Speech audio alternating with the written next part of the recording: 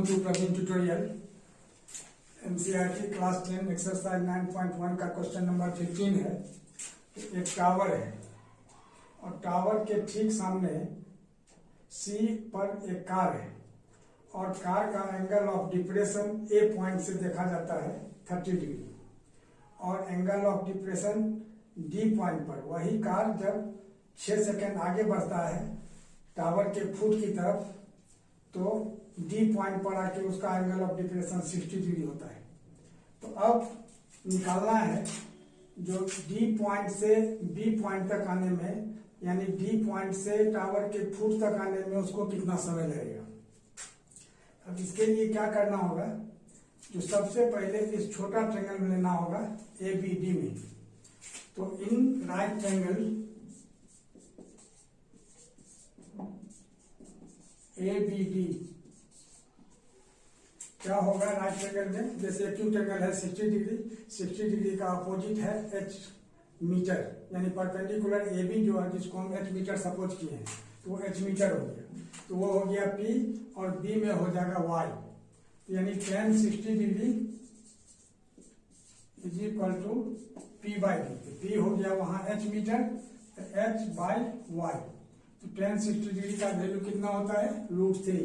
यहाँ लिखना होगा √3 is equal to h by Y.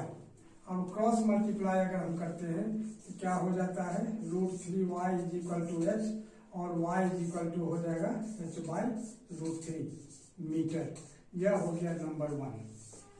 अब क्या करना है, जो अब इस ट्रायंगल में लेना है, किसमें, ट्रायंगल ए बी सी में।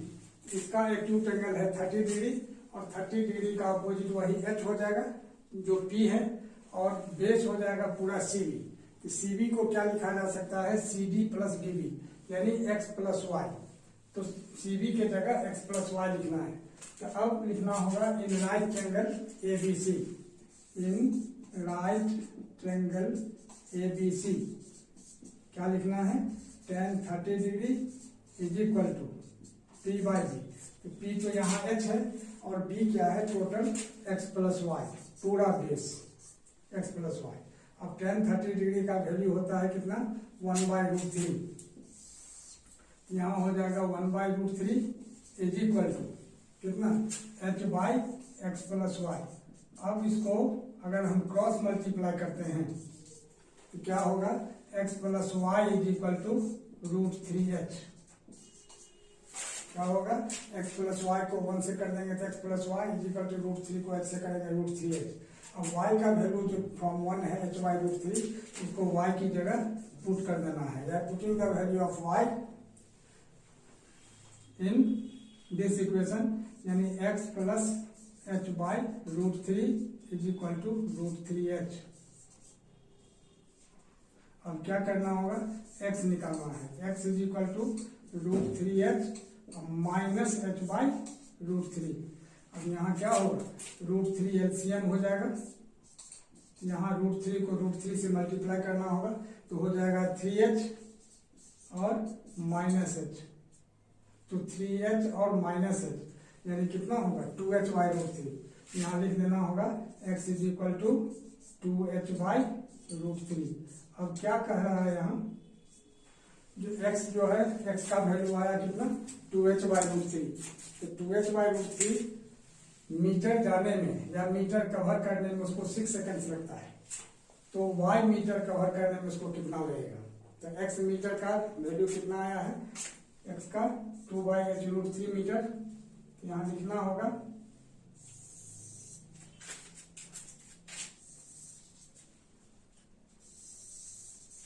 Distance 2h by √3 metre is covered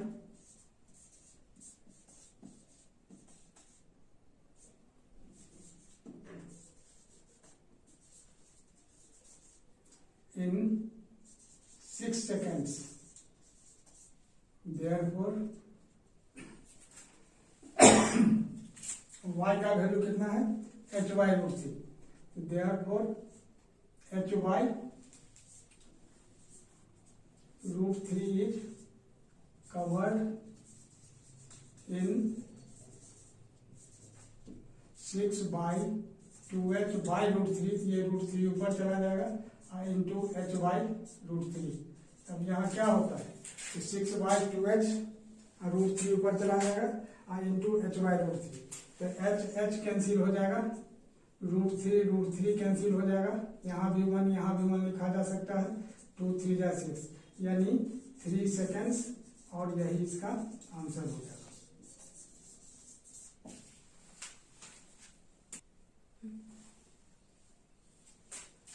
question number 16 है,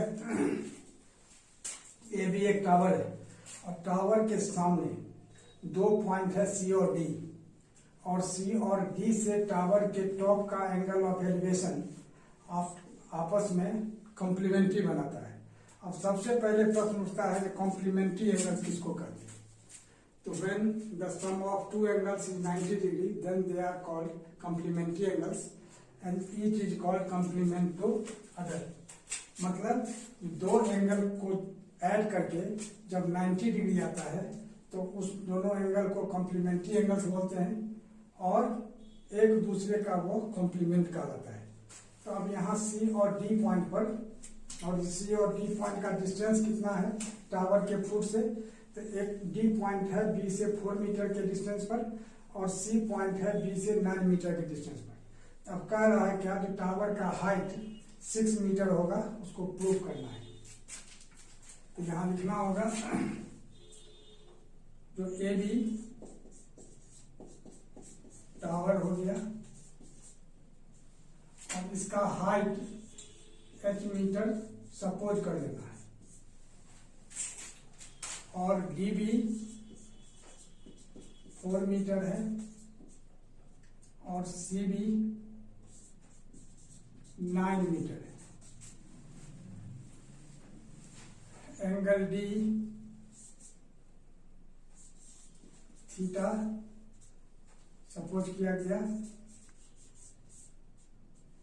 तो angle C 90 degree minus theta हो जाएगा। क्यों? क्योंकि दोनों मिला के 90 डिग्री होता है, यानी 90 डिग्री जब ऐड करके होता है तो कॉम्प्लीमेंट्री एंगल होता है, और एक तो एंगल अगर हम थीटा है तो दूसरा 90 डिग्री माइनस थीटा हो जाएगा। अगर एग्जांपल के लिए हम लेते हैं, जो थीटा को अगर हम 30 डिग्री लेते हैं तो मतलब D को, तो यह हो जाएगा 90 माइनस 30 दैट इज 60 डिग्री। या अगर इसको 60 लेते हैं तो यह 30 हो जाएगा। तो यह तो 60 होगा नहीं, क्योंकि टावर से जितना दूर पॉइंट भागेगा उतना एंगल छोटा होते जाएगा, इसीलिए हमेशा यह 60 होगा या 30 होगा। इक्वल भी नहीं हो सकता 45 तो वही चीज है। अब क्या लिखना होगा, टू प्रूव, ये सब तो गिवन में हो गया, ये सब हो गया गिवन में। टू प्रूव में है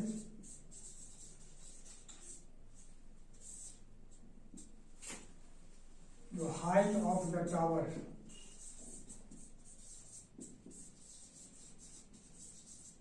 इज इक्वल टू 6 मीटर। अब प्रूफ में क्या लिखना होगा, बहुत इंपॉर्टेंट क्वेश्चन है और इसको थोड़ा ध्यान से देखना होगा।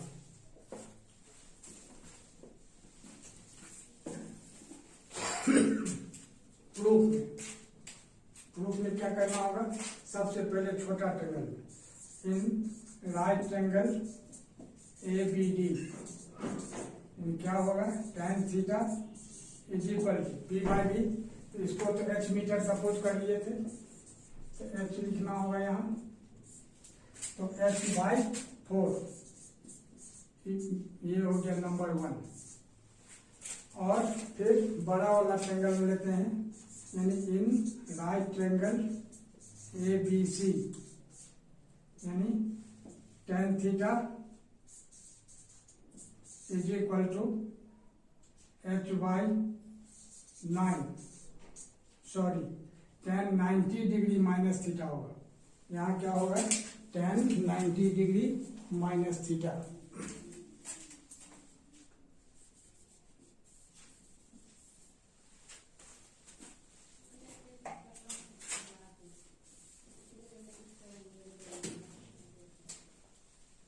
tan 90 degree minus theta is equal to h/9।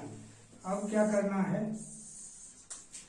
जो tan 90 माइनस थीटा है, तो tan 90 माइनस थीटा का फॉर्मूला होता है cot थीटा, यानी tan 90 minus theta is equal to cot theta.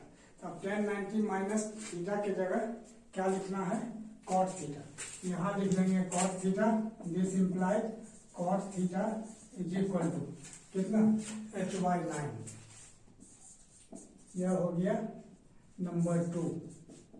अब क्या करना है, मल्टीप्लाइंग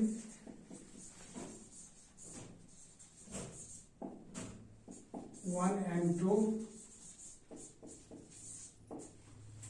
अब मल्टीप्लाई करने की जहां तक बात है, दो इक्वेशन को जो मल्टीप्लाई किया जाता है तो लेफ्ट साइड मल्टीप्लाई होता है, राइट साइड मल्टीप्लाई होता है। तो लेफ्ट साइड भी पहले मल्टीप्लाई कर सकते हैं और राइट साइड भी कर सकते हैं। अगर राइट साइड मल्टीप्लाई करते हैं तो क्या होगा, h/4 into h/9 is equal to tan theta into cot theta. और tan theta into cot theta क्या होता है, 1। यहाँ लिखना होगा this much is equal to 1।